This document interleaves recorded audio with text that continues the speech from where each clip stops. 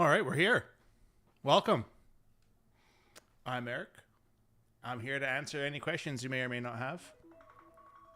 Oh. All right, we're here. Welcome. I'm Eric. Sorry, too many things going on at once. So yeah, I figured I would fire this up and see if I could help anybody answer any questions or solve any problems that you might be having on a project that you got on under the way. I'm just here to provide any sort of answers to questions that you might have. If we don't have any questions coming in, I might start rambling about the ongoings of things that we're doing or construction tips or tricks or that sort of thing. So yeah, I'm just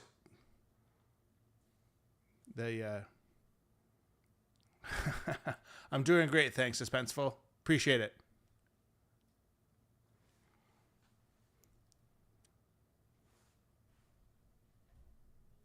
This is the first time doing this, so I'm not necessarily nervous per se, but like just a little bit confused as to what I am or am not supposed to do, you know?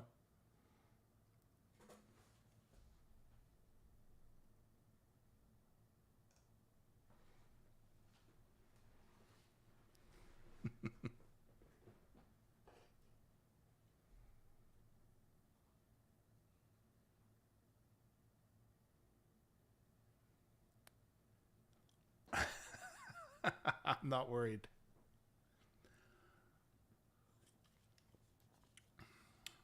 Drinking a partake because I figured I would hold off on drinking real beer tonight just to make sure that my brain is switched on correctly.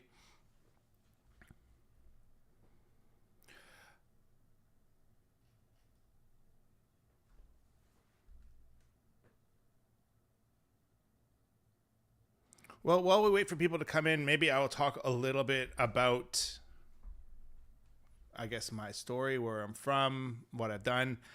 Uh, I'm simply doing this because I am pretty confident Kyle will be taking this video and repurposing it for a video at some point in time. So, well, my name's Eric. I have lived on the North Shore pretty much my entire life. I took a brief stint. I'm not quite sure. S1. I am great this afternoon, this evening, in fact. Doing fantastic. Thank you so much for asking. If you have any questions about construction or anything like that, I'm not getting into politics, not on this channel, but if you have anything, unless it has to do with bylaws or building codes. But anyways, as I was about to say, my name's Eric Jensen. I have lived on the North Shore, which is in Vancouver, BC. If you're watching this somewhere else in the world, lived here most of my life.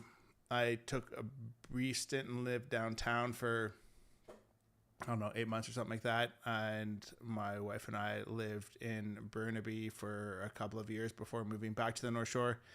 I started Sprucehill back in 2006 after having worked in the technological field for a while. I have my degree in computer science. Well, I have my diploma and my degree in computer science. And I ran or helped to run an IT firm for a year and a half, 2 years, which was a really great experience. But I was also working on I was volunteering at a place called Camp Artaban on Gambier Island. And one of the things that was happening on a regular basis is fewer campers were coming back year over year. So somebody had the presence of mind to issue a questionnaire and be like, okay, why aren't people coming back? So they were asking the campers why they weren't coming back. And the number one reason was the pit toilets. At the time, Camp Artaban only had outhouses, basically, like big outhouses with flies and all that sort of stuff. And so a lot of the kids would come and wouldn't go to the bathroom for the entire week they were there. And that's obviously not very healthy. So sorry, I got distractions going on my other screen here. So we took it upon ourselves to, with the help of another two people, Sylvia and Martin, we figured out some fundraising, got some money together, and we started to build what ultimately became called Port, which was a flush toilet facility complete with septic system and the whole kit and caboodle. And so we, it was a really cool experience. And I was going over to Gambier Island on the water taxi every freaking weekend or every other weekend for months. And I just realized how much I love construction. And I always kind of helped my dad when I was a kid doing, like, he always had projects on the go. Either he was doing it or he had people around that were doing it. And so I was always keen to help and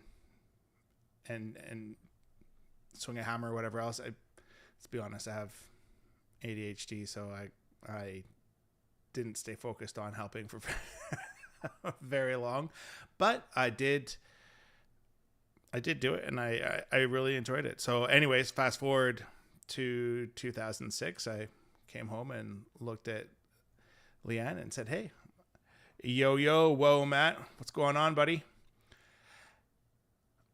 If you have any questions about construction, I'm here." I'm guessing that I'm getting some help for my first live from my son, which is super cool. It's nice to have a family that supports you. So I'm very, very lucky that he does. It's awesome.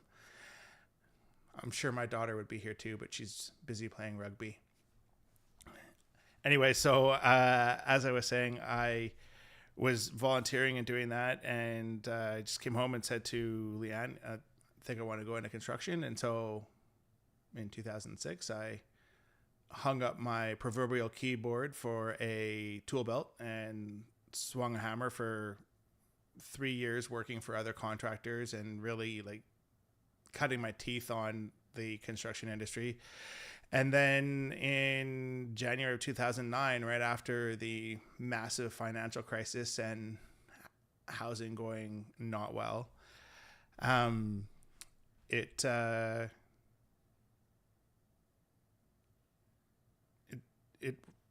decided to go on my own. And I remember like being so excited to get my first bathroom renovation job. And then from there was a kitchen renovation, and then I got, most of a home renovation and so on and so forth. And so, 19 years later, here I am. We've got some questions coming in here. What was it like transitioning from computer science to construction? It's actually pretty similar, to be honest with you. I mean, obviously, banging a keyboard is less physically intensive than swinging a hammer. But as far as like actually running construction jobs and managing projects, turns out there's a lot of parallels to software development and building homes and renovating them. Like, you got to have project plans, you got to have critical path, you have to do a whole bunch of juggling and problem solving and figuring things out. And so it was a little bit scary, I'm not gonna lie, leaving something comfortable that may or may not have ultimately proven to be more fruitful from a money perspective. But I really loved working with my hands and building things, and I ultimately became a framer by trade, Matt. And I just love swinging a hammer and banging nails. I really enjoy it. It's a lot of fun, and I do miss it every now and then. So when I get the chance to help somebody or do something, I always jump in and do my best to help out. And I'd like to get out with a team every now and then and help them do stuff, but I don't know. I find that I've been off the tools too long now, so I feel like when I go to help, maybe it's more of a hindrance than a help. Spence is asking what's been my favorite part about owning my company. The freedom.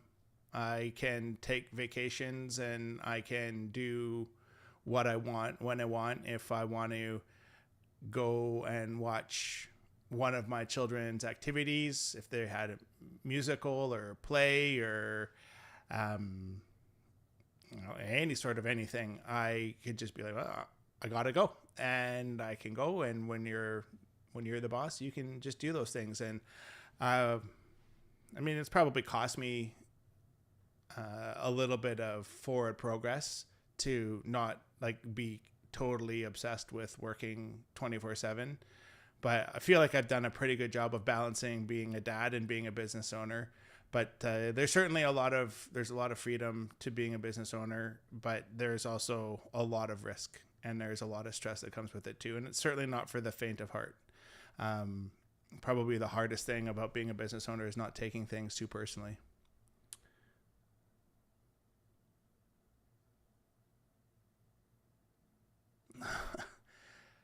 Which statue are you talking about there, Mr. Wildman? That one? That's a pretty cool statue. But that's not a statue. That's a Top Gun popcorn bucket. I'm pretty happy with that. What's a piece of advice that you wish you could give your younger self?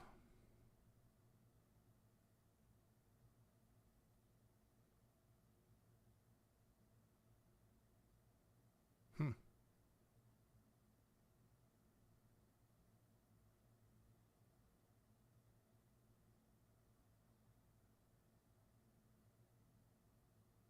Don't undersell how smart I am.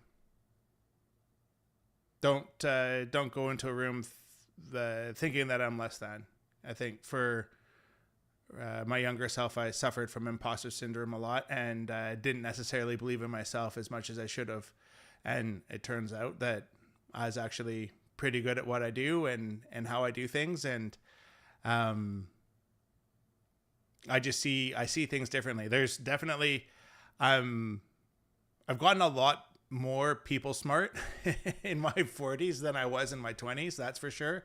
But as far as solving problems, I've always been pretty good at solving problems. So I would say I'd tell my younger self, believe in yourself and really lean into what you're great at and don't take away from that, because there's a lot of people that struggle to solve similar problems. And I'm not trying to gas myself up or anything like that, but there's some things that I can figure out really quickly.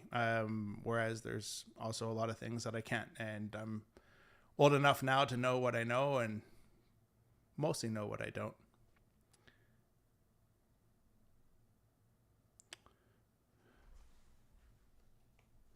So how does the market for buying houses affect your company? It doesn't. To be honest, it doesn't really affect our company too much. I would say, I mean, yeah, like I think I've been really lucky over the last couple of years. We've really figured out a really strong marketing strategy in terms of doing digital advertising, doing these videos. I've put a lot of time and energy into our YouTube channel and to creating shorts for TikTok and Facebook and Instagram and that sort of thing. But I would say that if homes are selling and if they're moving, certainly we get a number of people that are thinking about wanting to renovate their home when they move in or before they move in and that sort of thing. So certainly I felt like when the market was a little hotter than it is right now, I got a lot more inquiries from realtor friends to go and look at houses with their clients that they were thinking about buying. And, their clients wanted to know what could or couldn't be done. But, sorry,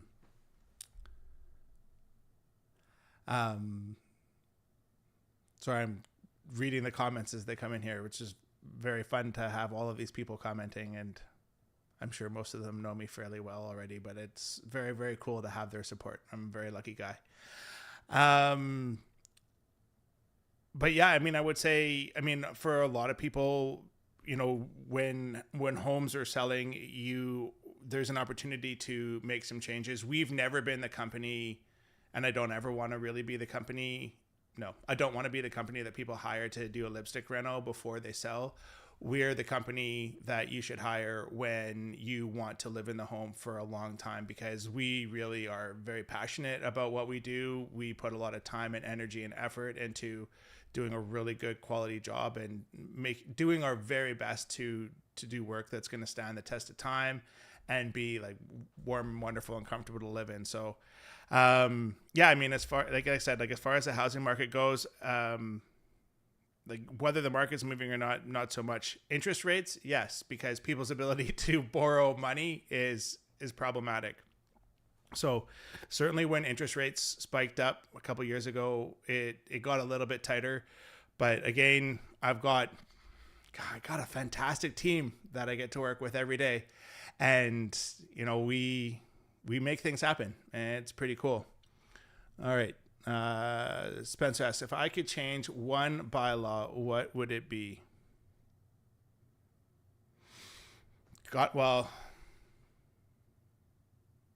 Certainly in the district of North Van anyways, is a stupid ass stormwater bylaw. That's just the change that they made to that is just so egregiously bad. It's not even funny. And if you don't know what I'm talking about, the stormwater bylaw basically made it so that it became impossible, or at least very difficult, for people to build basements. And so, it happened to my wife and I, actually, like the house I'm sitting in right now. Like the whole reason we purchased this property was so that we could build a home that had 3 levels. It would have been gravity draining. Everything should have and would have made sense. And we fought tooth and nail and tried to figure out how could we possibly do it. And the only way that we could build a home with a basement was to actually tank it, similar to like a parkade downtown. And our geotechnical engineer and the civil engineer that we ended up having to work with, we had to hire a civil engineer for a residential project. It's ridiculous. But anyways, both of them said that they didn't recommend the tank basement for living space. Like, it's just not a good idea. And, the analogy that I've used a lot in the past, and I guess I'll use again today, is find me a boat that has never leaked. Doesn't happen. So guaranteed some of those basements at some point in time are going to spring a leak and people are going to have a bad day. So anyways, I would say that stormwater bylaw is definitely the worst, and the absolute impunity and 0 F's given by the mayor and council when they did that. And the fact that nobody thought about how that would impact housing. Like, I thought we had an affordability and housing availability crisis. I mean, for God's sakes, we couldn't build a basement, so no basement suite. It's not rocket science. All right, what do we got here?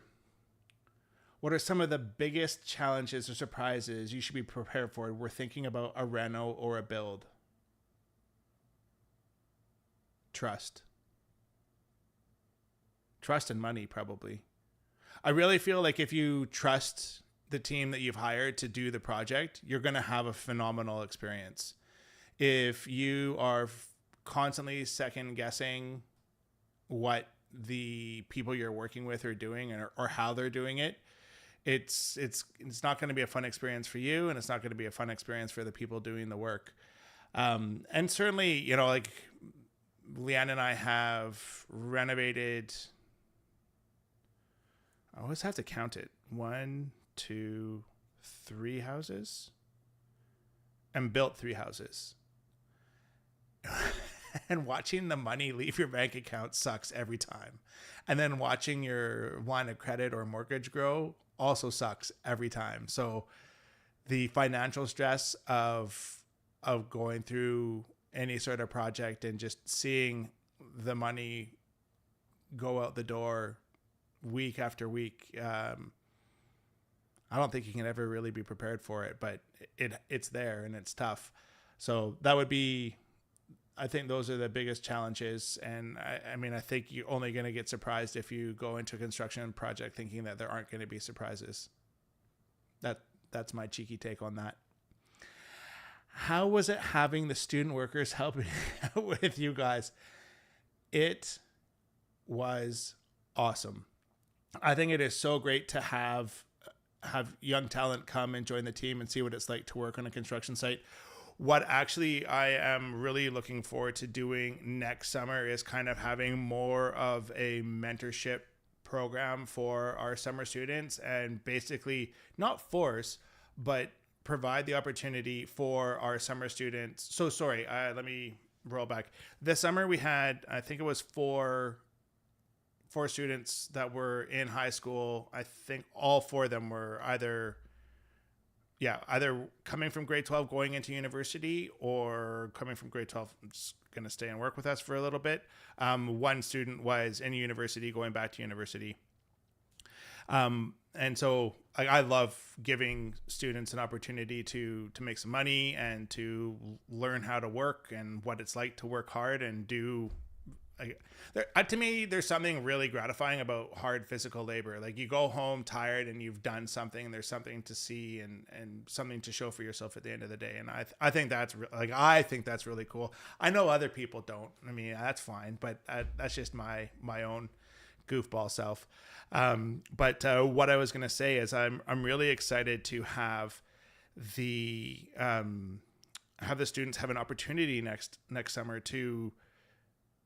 And I don't know how much time, and we've got to spend some time with the leadership team to see what that looks like. But for the summer students to get to spend a day with me and see behind the curtain of what it's like to be the boss, for no better reason, to spend the day with my director of operations and client experience and see what she's doing and what she's drumming up all the time. Next summer, we should have a full-time salesperson. So maybe spending some time with that salesperson and maybe even making some sales calls and seeing what that aspect of work is like.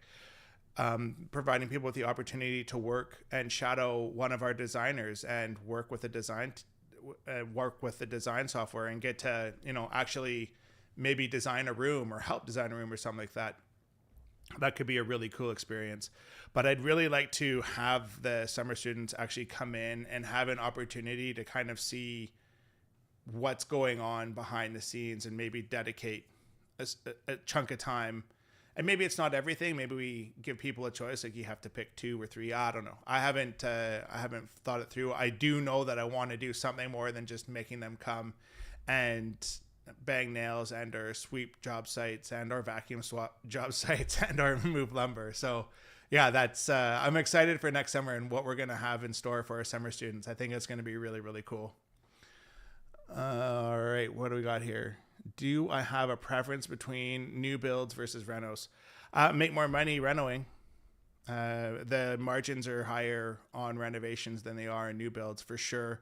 There's a lot of people that just don't want to do renovations. And I believe the reason why they don't want to do renovations is because they make you think a lot harder than a new build. A new build, you just get a set of drawings. And I mean, there's definitely a lot of thinking that goes into building a new custom home. Like, don't get me wrong. But the level of complexity when you're having to work with what's there, it's far more challenging. For example, if you're doing a renovation, if you're putting a new skirt roof on a house that's already at a level, right? I'm making that right. If the house is already at a level and then you put the skirt roof on level, well, the skirt roof is going to look wrong because it's not going to run in parallel with the already crooked house. So, you've got to match existing and make it look good. So I like renovations because I think they're more challenging, but new builds also help to stroke the ego. So I don't know. I don't have a strong preference, but my preference would be renovations. I really enjoy really cool custom homes too, though. I like them both. All right, what do we got here? What is something you would advise new homeowners against doing? I would advise new homeowners against doing renovations before they move in unless they are experienced construction people or renovators. I think it is as annoying and as obnoxious as it is to move in and move out again. I think if you move into the home, live in the home, and see what it's like to be in that home, and there's always some sort of nuance to every property and to every home. So I think actually living in that home for a period of time before you start doing any renovations is a really, really, really good idea. That would be my number one piece of advice. Yeah, that's a great question. Thank you very much. Maintenance, what I recommend homeowners do for each year for their home. What kind of maintenance would you recommend homeowners do each year for their home? All of it? No, I joke. Clean your gutters, number one for sure. Make sure that any drains by basement doors are always kept free and clear of debris, so that when it rains, the drains actually work. Basically, do anything and everything that you have to do to make sure that your home doesn't flood. Water is the enemy, and you really, really have to make sure that you protect your home from water. At least once a year, change the air filter for your furnace. At least. I would recommend actually having your furnace or boiler serviced once a year at a minimum. Have somebody come in and make sure everything's operating the way that it's supposed to be. It's always an ounce of prevention is always worth a pound of cure. So, if a problem can get found early, then you could save yourself thousands of dollars down the road instead of, maybe a $500 or $600 repair bill right up front. So service your furnace. I mean, some people recommend draining off your hot water tank once a year to get the sediment off the bottom of the hot water tank. It's not a bad way to go, that's for sure. You can actually save and increase the lifespan of some hot water tanks. Some hot water tanks actually have a sacrificial anode in it, so that it does not corrode as fast. And if you replace that anode once a year, I think it's once a year, if you can, then your hot water tank is going to last way longer, because that anode is the one corroding, not the inside of your hot water tank. If you have any sumps, like if you have sumps that have to get pumped out, like if you've got a really deep basement and you've got sump pumps, you're going to want to make sure that you send somebody down in that sump once a year and make sure that those pumps are running nicely and that there's no debris down there and everything's good to go. What else do I talk about a lot?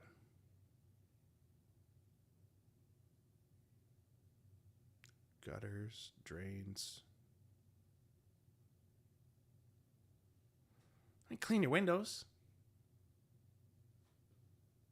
I don't know. We live in a really beautiful place. Be nice to look out a window and not see like specks of dirt and crap on your window. So clean your windows. Why not?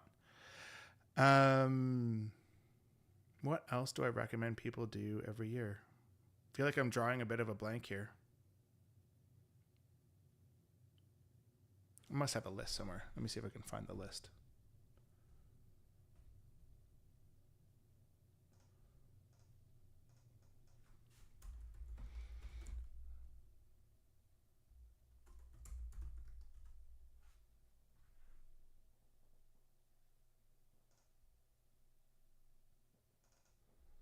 Of course I have a list.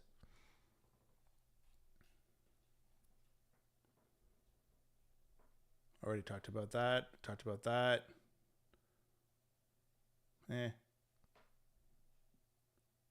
Oh, vacuum lint from your dryer vent. That's a good one. Help stop your house from catching fire.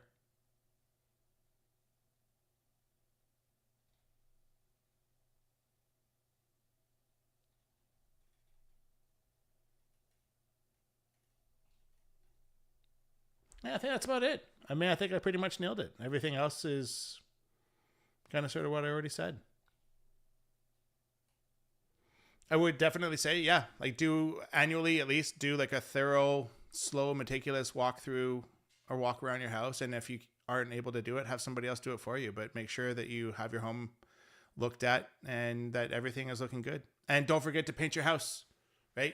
Every 5 to 10 years, you want to paint your house. Paint is not just aesthetics, people. It's not aesthetics. It is protecting what's underneath it. Don't not paint your house. That's bad. Make sure you paint your home every 5 to 10 years. You will thank me in 20 when your home is still standing and it's not rotting all the way out. All right, I lost my screen here.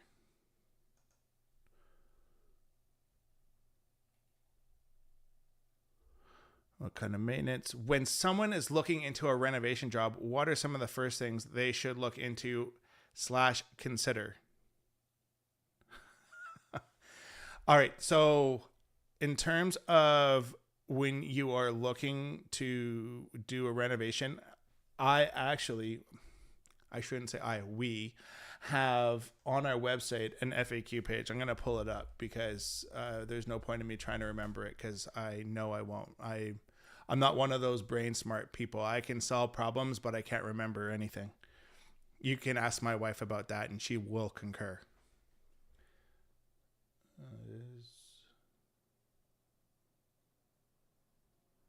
FAQ.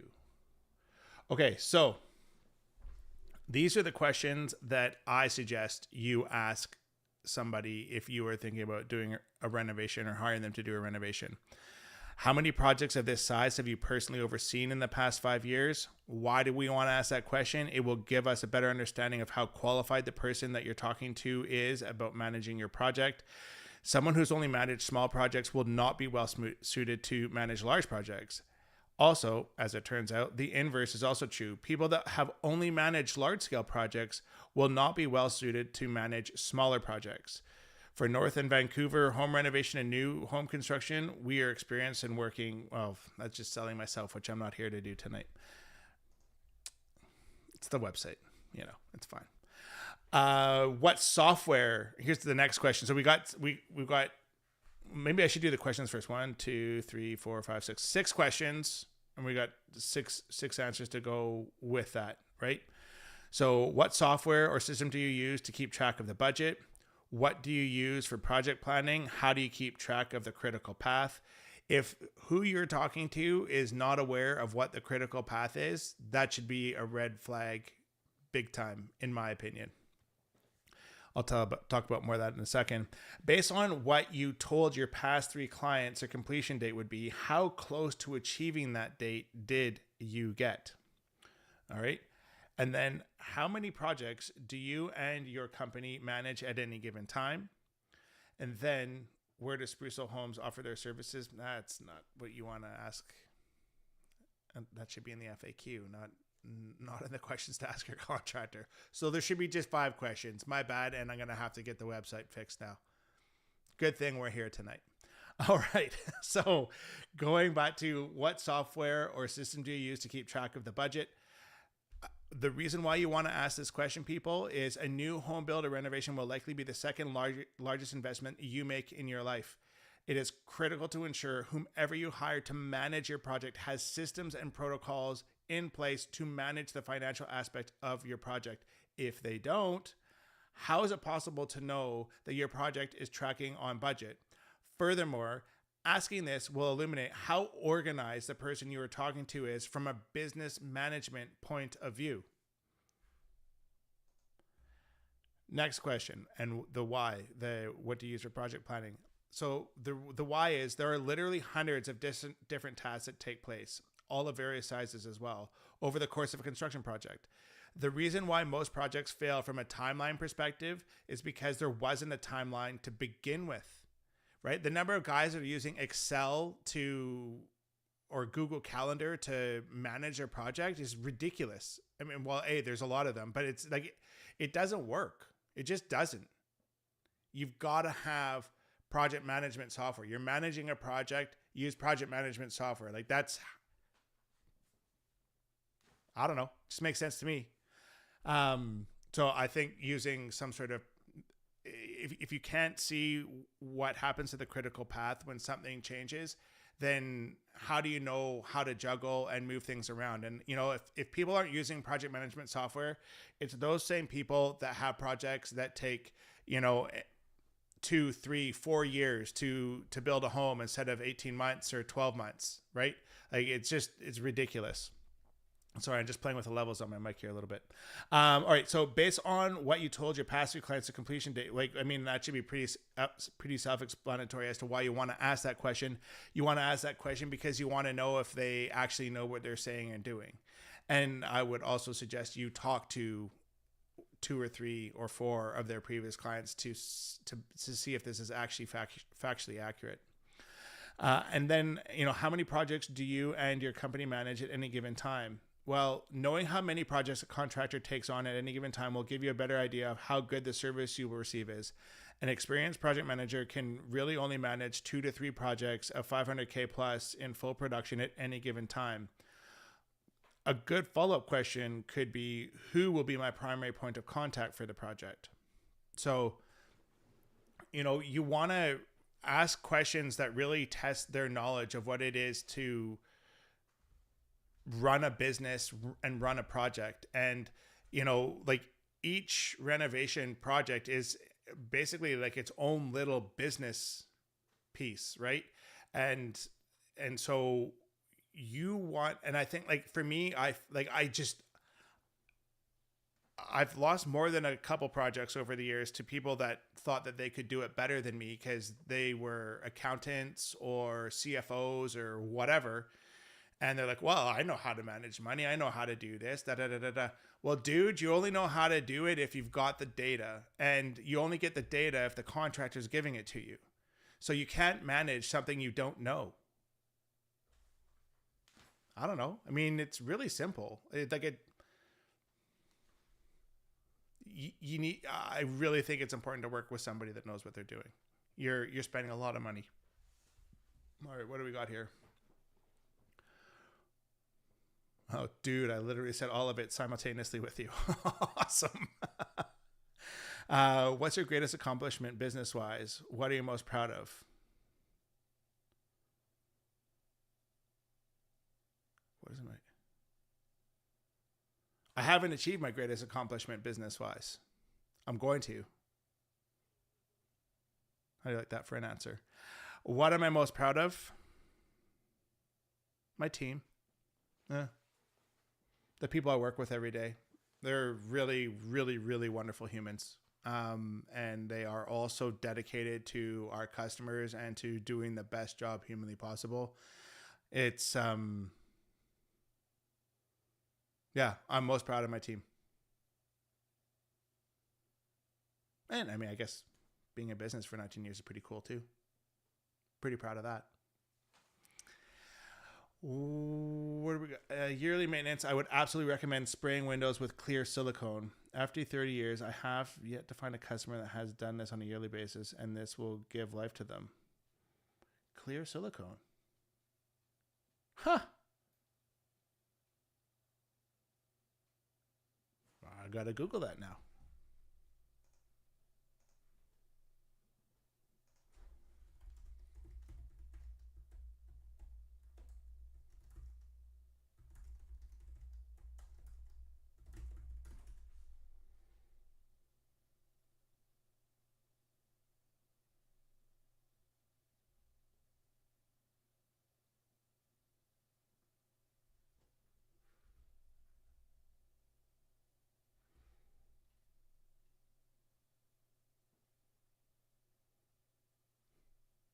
Spray windows with clear silicone? I feel like somebody's effing with us. That doesn't make sense. You caulk your windows with clear silicone. Am I missing something here? I should have read the next comment. Holy smokes, Jensen. Get your head out of your ass. Yes, agreed. I absolutely agree with you on that. I'm like, dude, really? You're gonna spray freaking silicone onto your window? Okay. I'm fairly sure that's not gonna work on the glass, but maybe it fixes scratches. I don't know. I mean, yeah, nice. But yes, I totally agree. Spray silicone for all of the moving parts of a window. It's a great, great call, and it'll keep everything moving better. It'll also do a really nice job of keeping your sliding windows sliding smoothly. That is a solid suggestion and recommendation. Thank you, NWIC. Stephanie, can you provide guidance when discussing the lien holdback with a contractor? I can. full disclosure, it is part of the Builders Lien Act is that you, as a homeowner, you have the right to demand that your contractor hold back 10% of the value of the trades contract until such time as you're satisfied with the work that has been done. It is not an indefinite holdback, though. It's only 45 days. To be honest, most of our projects, we don't do the holdback side of things because it adds a whole nother level of administrative headache that, frankly, most of our clients aren't interested in paying for. And I know my admin team isn't really interested in dealing with. And why is that? Well, the reason for that is if you're doing a lien holdback system, then what you've got to do is you, the client, need to go with your contractor or the professional that you're working with to the bank and open up a joint account. And so how that would work is every invoice that you pay, 90% of your payment would go to the contractor and to their checking account, and 10% would go into your guys' joint account. And those joint funds can only be, like, anybody can deposit money into a joint account, but two people have to sign, and that's how you would set it up, of course. Two people have to sign off to agree to remove the money from that joint account. So when you have funds in that joint account, then you and your contractor would then need to go back to the bank to approve the funds being removed, or a portion of those funds being removed from that joint account, so that they can be used to pay the trade partner. There's, if you work with reputable contractors and reputable trades, it usually, it isn't an issue. Touch wood, bang, bang. We've been really lucky to not have any issues with this. But we also are very careful with how we manage our clients' money, and we manage our projects, and we make sure that our ducks in a row before we go releasing our clients' funds. And that's also why, as a contractor, we're always a little bit nervous to start working with a different trade than we've been working with before, because there's a lot of trust that goes on there between contractor and trade. And obviously there's a ton of trust that goes on between client and contractor. So, trust is the name of the game, and working with good people really, really, really helps to make everything go smoothly. Good question. Thank you, Stephanie. Oh, they're rolling in. Somehow we got to 42 minutes already with all of these amazing people asking all of these fantastic questions. I'm so grateful I kind of figured I was going to be sitting here talking to myself, or maybe playing Fortnite or something for an hour, and maybe see if somebody came in or not. But I'm so grateful for those of you guys that chose to tune in. And again, I'm not here to sell Sprucehill or sell what we do. That's really not the name. You'll see in all of our marketing and all of the videos that we do, it's not about selling us or saying why we're better or anything like that. We're Sprucehill, and we are awesome. I will absolutely say that, but I want to be here to be of service to people, and that's the way that I choose to show up for my team and to show up for our clients every day. Is what can I do to help out and make life a little bit better day by day. So yeah, this I'm planning on doing this sort of YouTube live once a month, and I suppose if there gets to be a big enough audience at some point in time, maybe I will, maybe I'll up it to every 2 weeks or something like that. But for the time being, I plan on doing this once a month, and it'll get posted on Facebook and Instagram and YouTube, and it'll just like it did for this live. And again, yeah, if you've got questions about a project that you're working on or anything like that, I'm more than happy to answer those questions best I can in this format. If there came a time where it might be more beneficial to move this to more of like a webinar type thing on Zoom or something like that. I'm open for whatever. I really want to help. That's what blows my hair back anyways, is helping people solve problems that they're struggling to figure out themselves. That's what gets me up in the morning. I love it. So yeah. Lily, how do you select who you will use for your trades? What do you look for? Fantastic question. So the first thing that I do is phone 3 of their previous clients and make sure that they're happy with them, either homeowner or contractor. And just basically that's the first step. If everybody says they're wonderful, I just assume they're lying. So then I or somebody from our leadership team will go to 1 or 2 of their projects to actually visually inspect and see with our own 2 eyes, hey, is the quality of work that this person is doing up to our standards? The next thing for us is also communication. Like if we are having to pull teeth to get estimates, pull teeth to get a phone call back or a text message returned, especially when you're just starting off on a relationship or in a relationship. Excuse me. My near beer is making me burp. When you're first starting off with somebody like that, like they really should be putting their best foot forward.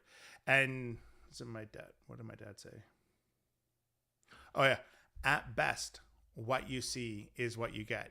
So if they're showing up and they're kind of sucking on the communication side of things right off the bat, well, you can promise that that's going to continue for the rest of the time. And again, we are quality first company. Like we really care about quality around here. We care about delivering great value as well, but we want to make sure that the work we're doing is of the highest quality and that it's going to stand the test of time. So we have to go and visually inspect to see what these people have done. So yeah, it takes time. It takes effort.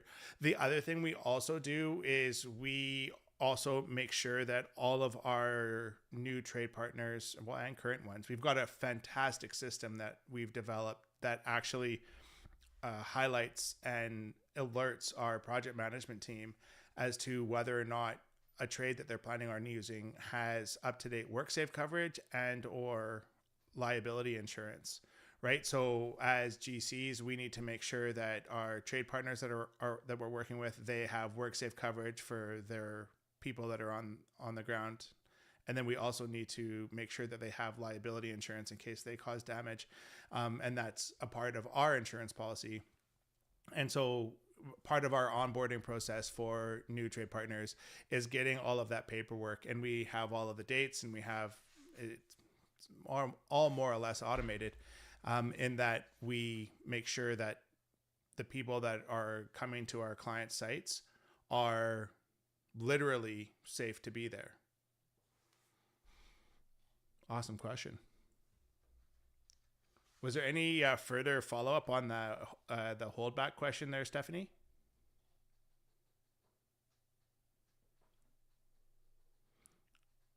I actually have no idea how many people are here right now. I've closed the YouTube window because I didn't want it distracting me.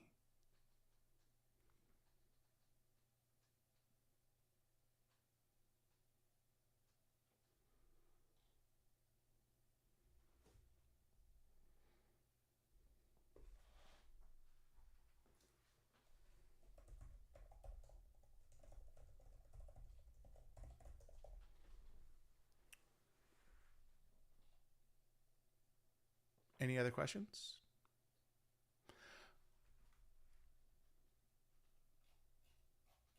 I'm so impressed with how many people came tonight. That is just so cool. I figured I was pretty sure it was going to be like maybe 1.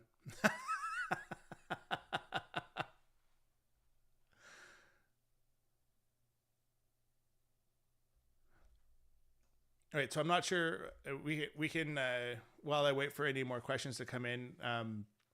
You know, I like to bitch and complain about the government quite a bit. That's it's a thing my family does a lot of. But you know, really, what I am most frustrated with is the prolific amount of gaslighting that is currently going on at our local government level. You know, all of these public inquiries and spending all of this money getting like taking surveys and setting up surveys or whatever else, they don't listen to us. The the they already know what they want to do and they're just going through the motions. I would need to have, and I would love to have a conversation here. I can get another chair here and I can get another mic, no problem.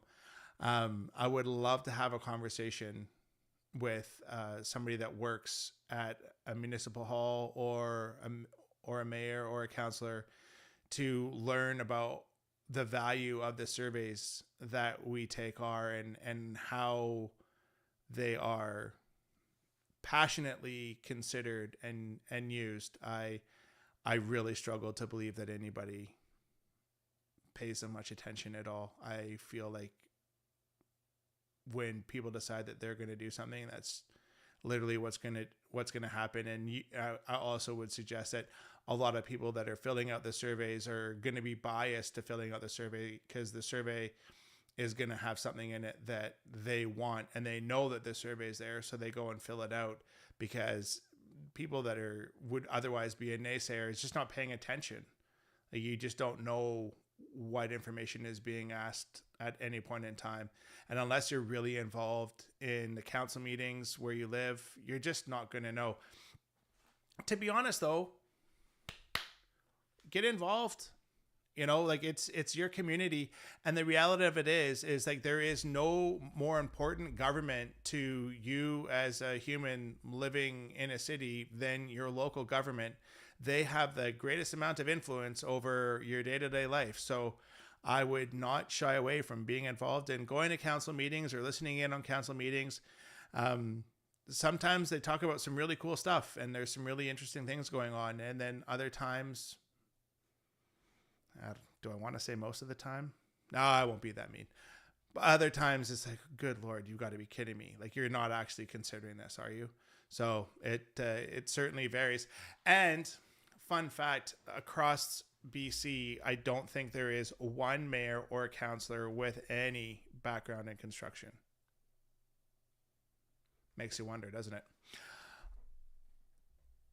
Chad, is there any sort of warranty offered for renovation work, or is it just final sign off on the job and then it is done? That's a great question.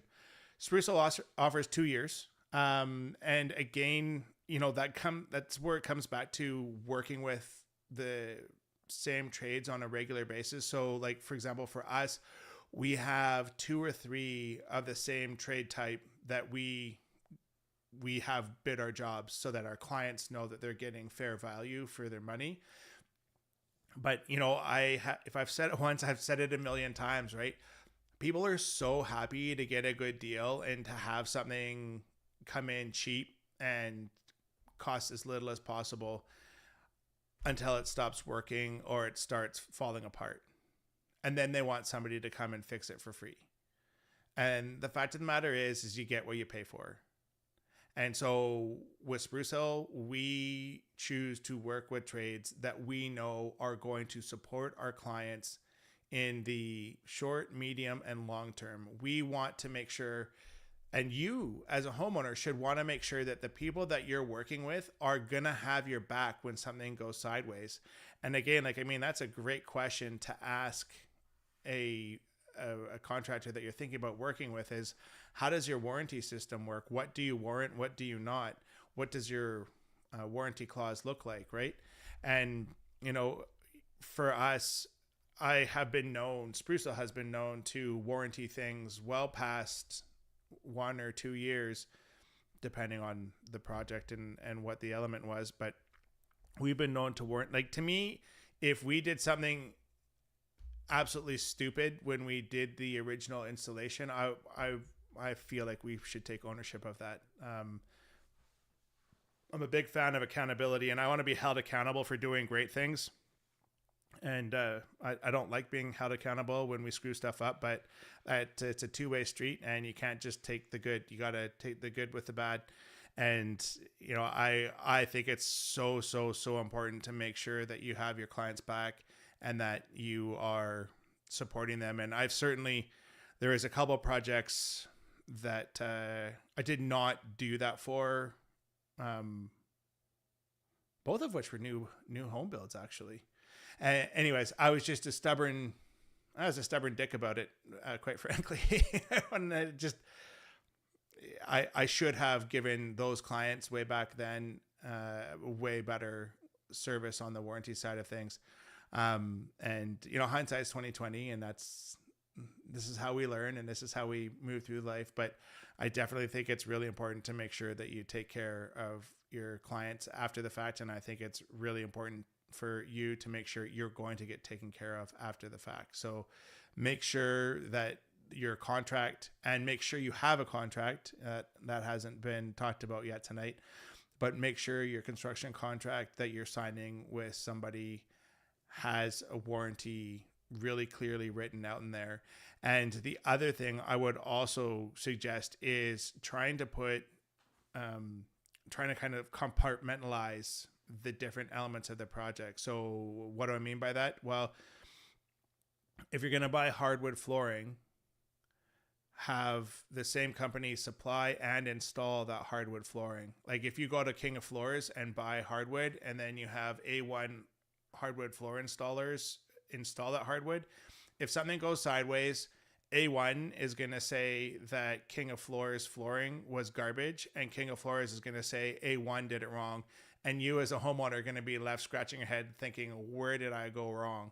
So if you just hired A1 to both provide and install the flooring, then it's like, if there's a problem with it, dude, it's on you, not on me. Like, I am coming to you to provide and suggest product that is going to not fail and look good. And if something goes wrong, I want to know that you're going to come in and you're going to fix or replace it as needed. So that's my thoughts on warranty. If I hadn't gone into construction, what do you think I would be doing? I would be probably managing like a software development team. I'm not smart enough to be like the head person or something like that. I know I'm not. But I'm pretty good at managing people. And in university, I was usually like the group leader, and I was really good at getting all of the computer people that I was trying to be PC here. All of the people that I was going to school with get together, and like my groups always did pretty well on projects. I was good at like some coding and that sort of thing, but I was really good at bringing together people and creating really awesome results. So it's something that I know that I have been good at in the past, and feel pretty good about saying that I'm still pretty good at doing it now. We now officially, I think we have a team of 34 or 35 or something like that here at Sprucehill. And a lot of those people have been here well over 2 years. I've got some people that have been here even over 11 or 10 years. So, even over 11 years. So it's pretty cool. I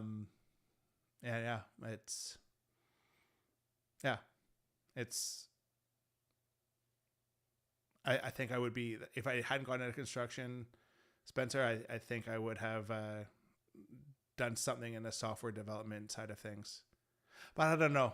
My ADD takes me all over the place. And so I hyper focus on a lot of different things. And I think that's why I love construction as much as I do, is it provides my ADD outlets to kind of hyper focus on different things on a week to week, month to month basis, so that I can kind of satisfy my need to like do different things and not always be doing the same thing over and over and over again. You see politics in my future. Well, You're gonna need to convince my wife of that, Joe. You're gonna need to convince my wife of that. I would love to do it, honestly, but at the same time, I feel like there's probably a lot of people that don't necessarily want to hear what I have to say because I'm not really. I just kind of say it how it is, and I'm not. I've gotten a lot better at sugarcoating things, but I'm still not very good at it. So we'll leave it there. Listen, I don't know how an hour is already. Would I have wanted to be? No.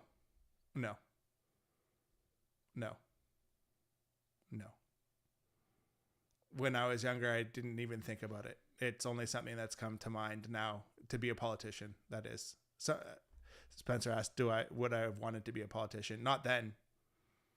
And even really not now. I don't feel like politicians are paid enough in my opinion. They don't, for the amount of scrutiny and issues that they have to deal with. I don't think that they are compensated enough. But I mean, if you were an American senator before the what's her name? The one that has made so much money in the stock market. I guess you could make money being a politician different ways, but that's not the way that I'm wired. So, yeah. Hey, listen, it's been an hour. It's been a slice. I am so thrilled to have got to do this. I'm really looking forward to doing it again. Thank you so much for all of the questions and all of the support. I recognize some of the people in the chat. I definitely do not recognize a bunch of people as well. So it's really, really cool to get to meet you. And I hope when you see us go live again, you'll jump in and join in. Again, I'm here to chat about whatever you want to chat about. I really am just here to serve. So thank you so very much. Have an amazing night. And as I always say, stay awesome. Bye now.